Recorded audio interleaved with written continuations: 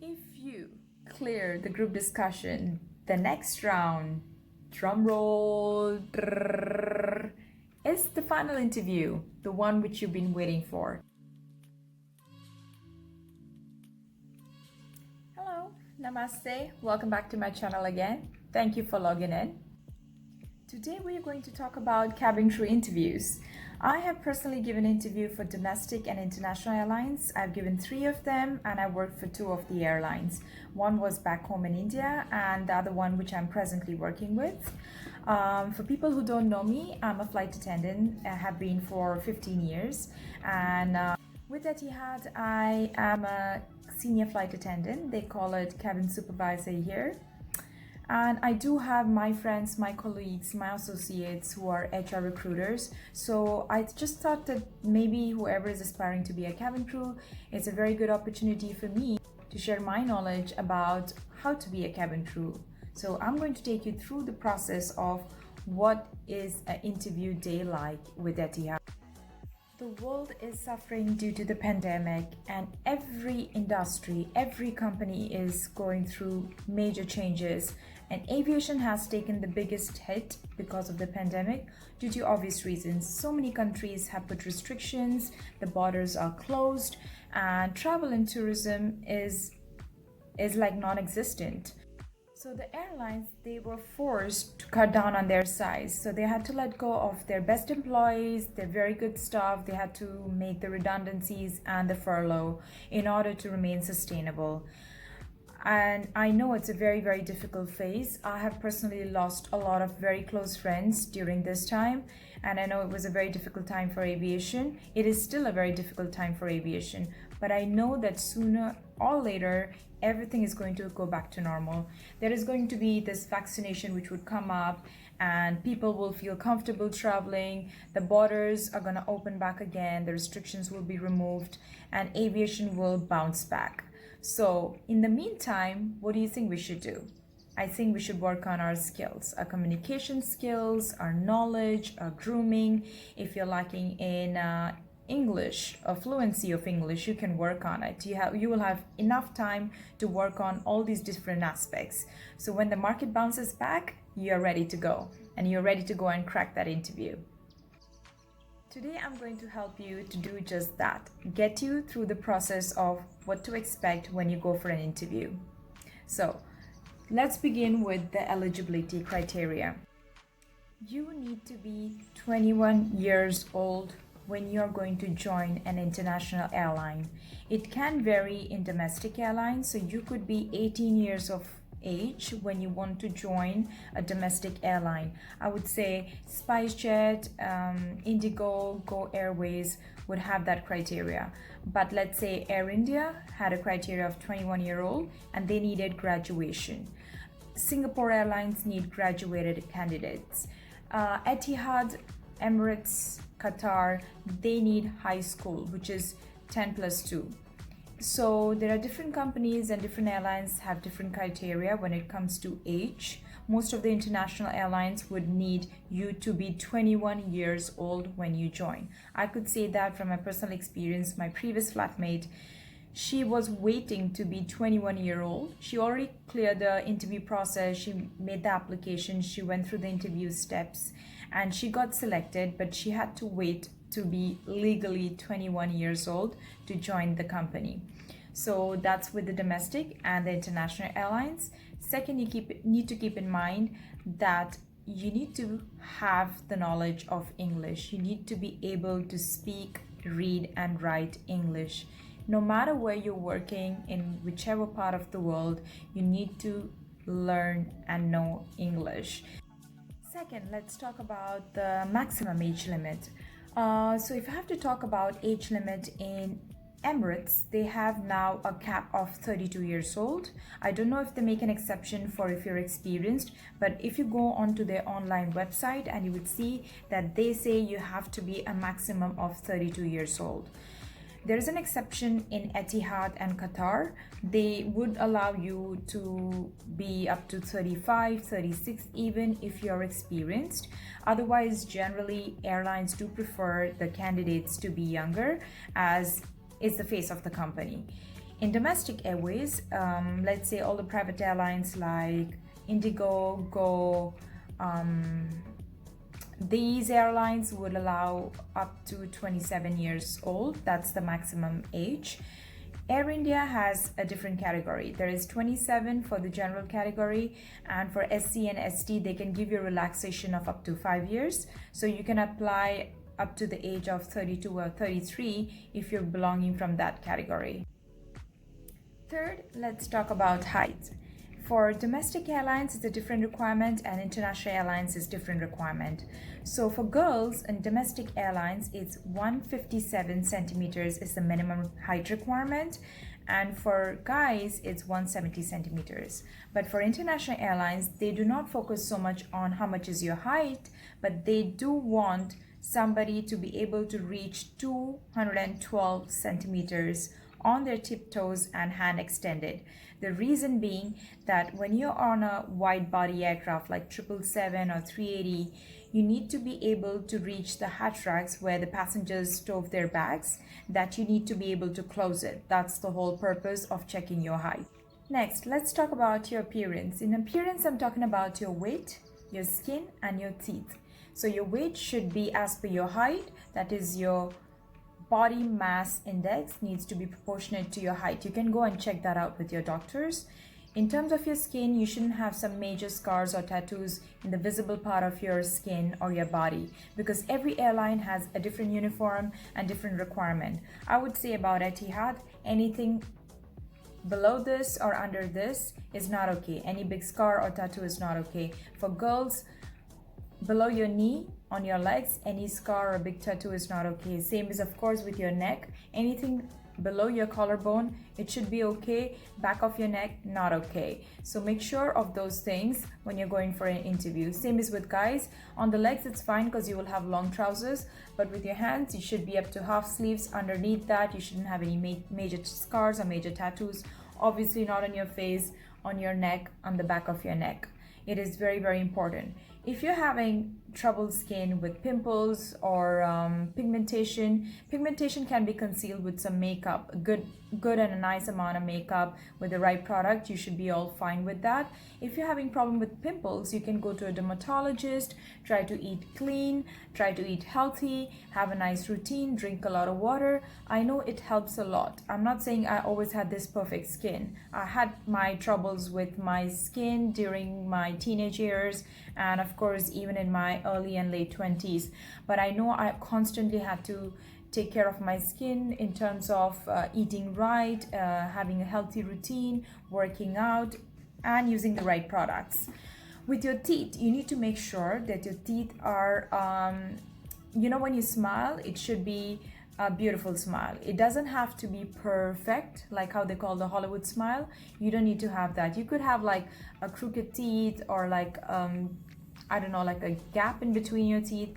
As long as they look pleasing to interviewer's eyes, that's okay. So if you smile, if you don't have a restricted smile, and your teeth looks fine when you smile, I think it should be okay. And I know for the fact it is okay. Next, we're going to talk about how to apply for a cabin crew interview or different airlines. Most of the airlines will have an online application which you have to fill it out, and then they will either invite you for an interview or they would tell you a venue for a walk-in interview. So for domestic airlines, the interviews obviously happens in India. They could have interviews in, let's say, big cities like Mumbai, Delhi, and once you get selected, they could give you a different base. Like let's say if you're from Hyderabad or Bangalore, Kolkata, Calicut, Chennai, it could be from different states, but they usually do interviews in the big cities, and then they tell you, okay, we have a base in Bangalore or Kolkata or Chennai. That's what happened with me in AirIndia.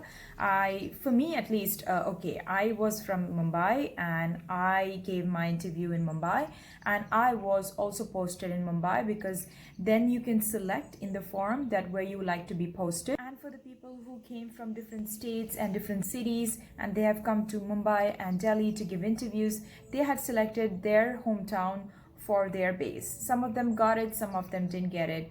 I mean, it's important to get into the airline because later on they can also do the internal transfers.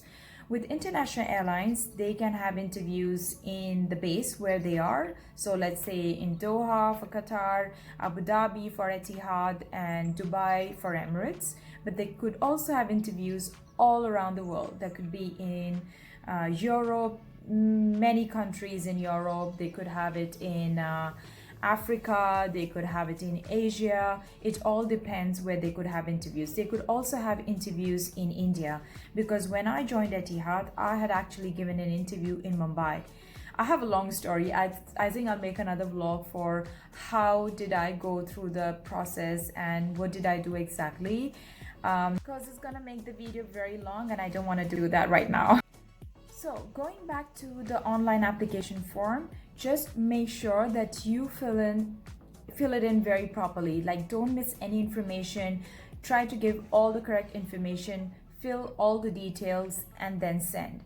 I will give you a small tip because it happened with my friend, that if you try to apply from one email ID and for some random reason they do not accept your application that time, because sometimes they give you a reject email straight away, like in 2 days or 3 days, maybe it could even vary up to a week, but if they give you a reject email, don't get disheartened.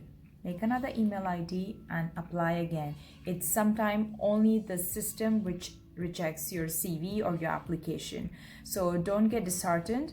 Some people say that you have to wait up to 6 months. It can apply for certain airlines, but there is no harm in trying to make another email ID and try to process your application again. Certain online applications ask for your resume, cover letter, and your photograph as well. There could be a passport size photograph and also a full length size photograph. Just make sure when you are clicking the passport size photograph and the full length photograph, you need to be properly groomed. The grooming needs to be as if you're going for an actual interview. Your hair should be properly styled and tied and neat and clean. Your makeup should be perfect, just as you will be going for an interview. Make sure you wear bold lipstick so it pops out.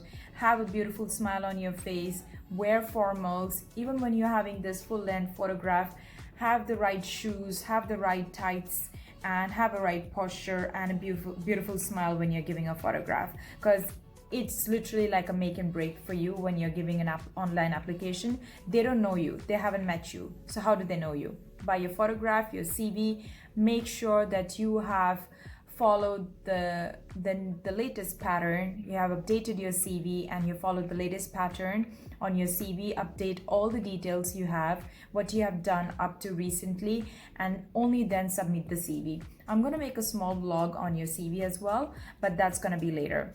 So once your eligibility criteria is met, your resume is ready, updated, you have nice photographs, your passport size and a full length ready, and your application which you have done online is accepted, you will either get an invitation for your interview in a particular venue, or you're gonna be given a walk-in interview venue.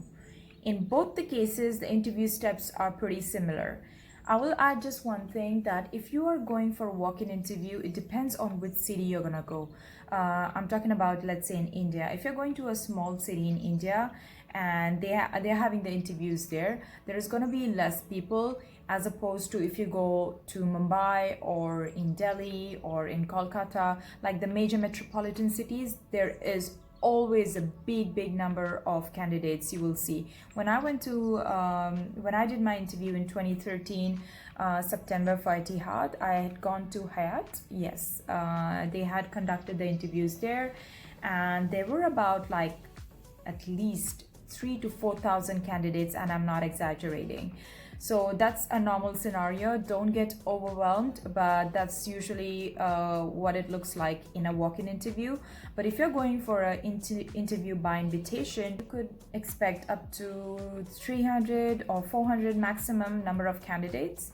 I would also say for international venues, let's say if you are going to bigger countries and bigger cities in bigger countries, so let's say like London, if you're going to interview in London or Rome, or you're going to Paris, or you're going to Milan, or you're going to any major city in Spain, you're going to have a lot of candidates coming in, as opposed to if you're going to anywhere in Eastern Europe like Bucharest, or if you're going to Belgrade, or that's a city in a small country like Serbia or Romania, or if you're going to any African country like Tunisia, or places like that. It all depends where you're selecting your where you're selecting your interview venue.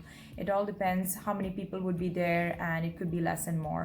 In any case, don't get overwhelmed. It's nothing to do with you making it through the interview or not. They have a proper step for selection, and they know what they want, and regardless of the number of people who are gonna be there present for the interview, if they know that you are good enough, they will take you. Guys, another small tip I just like to tell you from my side, that don't get lazy if you get an interview venue which is not your city. Trust me, any amount of money you would spend, let's say on your tickets or your train or your accommodation, when you will be going to another city or another state for giving your interview, all of it is going to come back to you within the first month or maximum 2 months of your flying. So do make that investment. It's totally worth it. That's just a small tip from my side. So now we come to the part of what happens during the actual interview day. What do we expect? What really happens?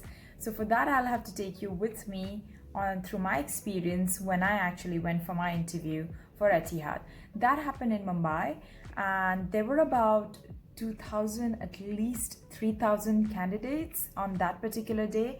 It was held in Hyatt Regency, the hotel close to the airport, and there was a long queue of endless people, a sea of endless people over there, and there were so many candidates, beautiful looking girls, really impressive looking guys, and there was just so much of competition on that day, and I was a bit nervous, and I wasn't really sure that how many people they would select, what would really happen. But feeling like that, it's absolutely fine. It's absolutely valid to feel nervous. It's your interview day. No matter which position you are going for, no matter how much experience you have, the day you're going for your interview, you are going to be nervous. It's very natural to be nervous. And if you're not nervous, probably you don't even want it so bad.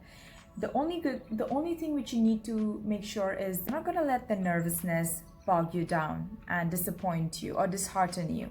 You're going to take all the nervous energy and turn it into something positive. So just please focus on yourself and your preparation, and you're going to be fine. I'll tell you something, a very important tip, which I know from my interviewers, my HR interviewer friend. The only thing they're looking for is the right balance. They don't like someone overconfident, and they don't like somebody being underconfident and not sure of themselves. So you don't have to do exceedingly well. You can be just fine. You should be just a balance of between overconfidence and underconfidence, which is you need to be yourself. That's all you need to keep in mind. So when you have your interview date and the interview venue, you know where you have to reach. You need to make sure that you reach there at least 30 minutes prior. It's very important to reach there before time, is because for girls, you could have your hair out of place, something to do with your grooming, your skirt, your shirt. You need to probably replenish your makeup. For guys, you could have the same with your tie or your belt, or you need to organize your CV or your paperwork in an order, or they could give you some formalities that you need to fill it out. So just make sure that reach 30 minutes prior. Another important thing you need to keep in mind is there are HR people everywhere, literally everywhere. They could be greeting you at the entrance, and they could be at the waiting area where you all will be sitting. They could be in the corridors. They could be in any place in the venue, and they are watching you. They're watching you all the time. How you walk, how you sit, how you carry yourself. Are you smiling? Are you interacting with other candidates? Because it's very important. You need to be talking to the other candidates. You can't sit there in one place and be nervous and think about, oh, what I'm going to say, what I'm going to do. They're watching you. Your interview starts from the moment you step into the venue. They're watching you all the time. You have to be interactive and engaging. You have to smile to your other candidates and make small conversations. That's the sense of being a cabin crew. We are very sociable. You have to display to them that yes, you are capable of doing that as well.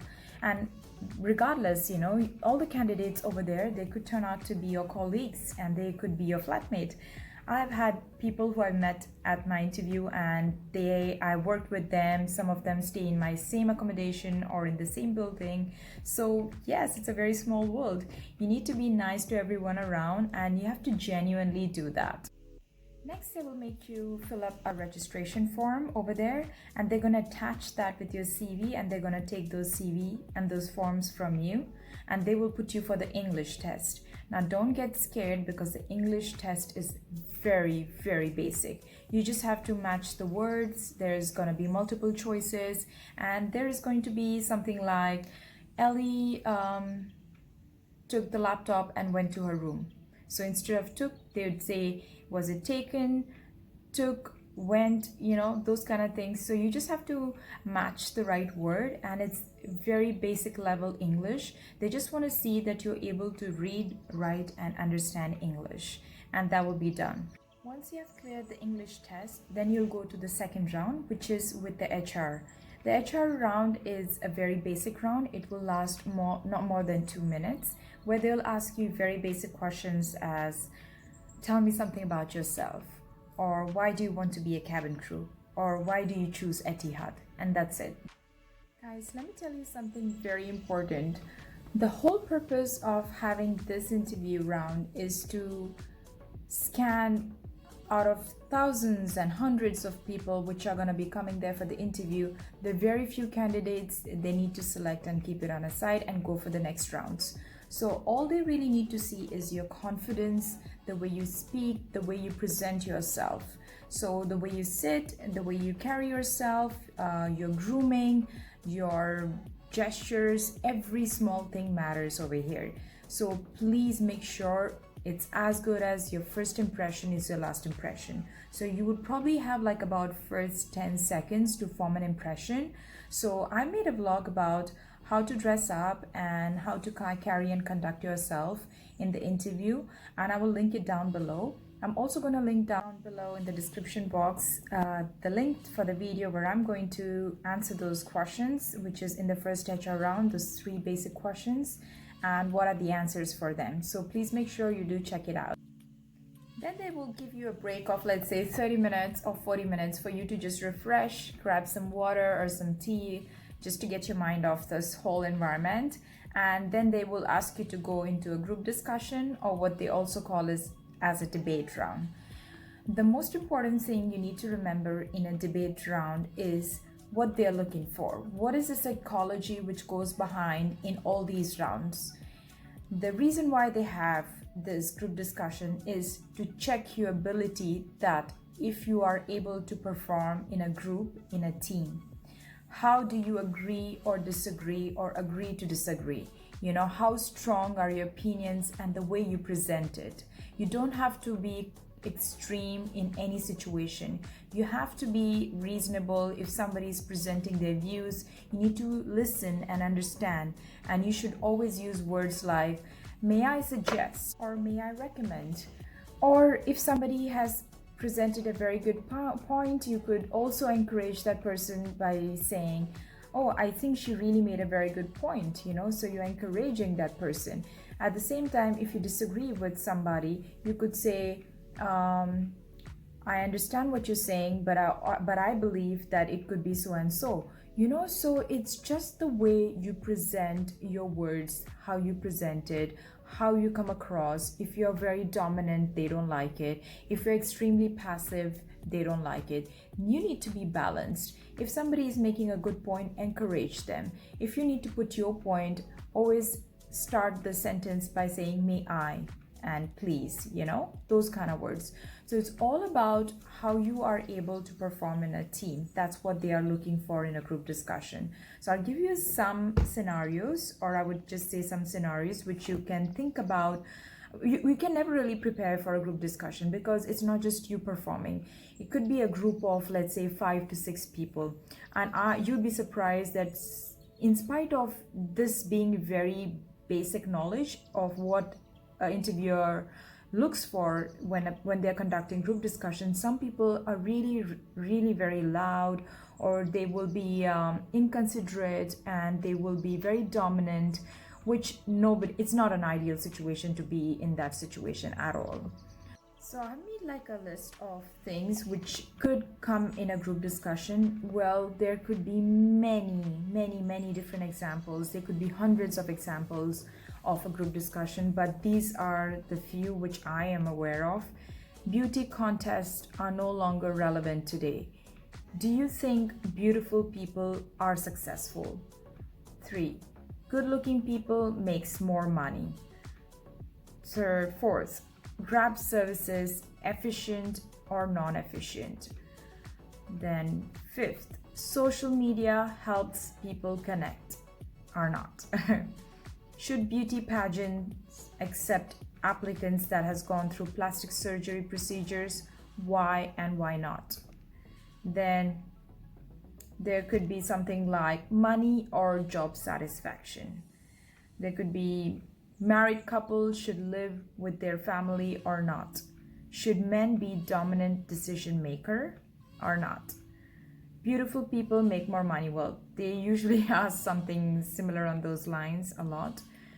Should senior citizens be sent to live in old folks' home? Are you for it or are you against it? Social media, are you for it or are you against it? So these are some of the examples which could come in a group discussion. Other than that, group discussion could also be like, let's say they would give you like a map, and they would say these are the things you need to build here and or build there, and they're just gonna put 4 or 5 people together, and they're gonna tell you, okay, now you are 4 or 5 of you are together and you start building. So you're gonna be so focused on that task that you will be like, oh, I need to do this is a better way of doing it, and the other person will think differently. And just because you're so consumed with what you want, you would get so involved in the game, and you would not realize that how you're talking to the other person who may present a different idea. But the point here is not the game or not what you're doing. You need to be very aware of what the other person is saying. If he's saying something, even if you don't like it, you need to be very polite in saying, oh, really? Oh, maybe that could be a nice way. Yes, we may try it. So you can try that. Or you could say, oh, I never thought about it. I think it is a very good idea. So let's try to do it that way. What do you think? So involve other people. When you're doing a task, don't just be so engrossed in it, and try to do it the best way, because definitely you can do it the best way possible all by yourself. But it is all about inclusion and encouraging and asking opinions and taking opinions and giving suggestions and doing a teamwork. So that's what I would say group discussion is all about. If you clear the group discussion, the next round, drum roll, is the final interview, the one which you've been waiting for. So now this final interview can be on the same day, or they can give you another date. Depends on how many candidates they can fit in that day and which number are you on the queue. They can ask you to come another day, or if they're doing it the same day, there could be a 4 or 5 hours gap between that last group discussion and your final interview. The first HR round is with the HR personals, the HR managers, and the last round is with the senior HR management. It could be MD, it could be a general manager, or it could be a very senior HR personal. So final interview can last anywhere between 15 to 20 minutes, and it totally depends on the mood of the interviewer. I would tell you that I've had friends who finished their interview in 5 minutes, and some of them took 20 minutes, and both of them got selected. And the same time, some of them took 5 minutes and some of them took 20 minutes, and both of them didn't get selected. So it really doesn't matter how long your interview is. all you need to keep in mind is that you need to do your best. There are speculations about people saying, oh, if your interview is 5 minutes, that means you're not selected. It doesn't really matter, because your interview could be 5 minutes because they think, oh, you know what, I think he or she is so good that I don't really need to ask him more questions or ask her more questions. And that's it. I made my decision that she is in or he is in. Or it could be like, oh my God, like 5 minutes and you made, I don't know, like a mess of your interview, and they think it's useless to go ahead and ask you more questions, and they made up their mind that I don't think I should hire him or her, and that's it. So it could be many different situations, so you don't have to worry about that. All you need to focus is on what and how you say things in your final interview. To be very honest, I will tell you something.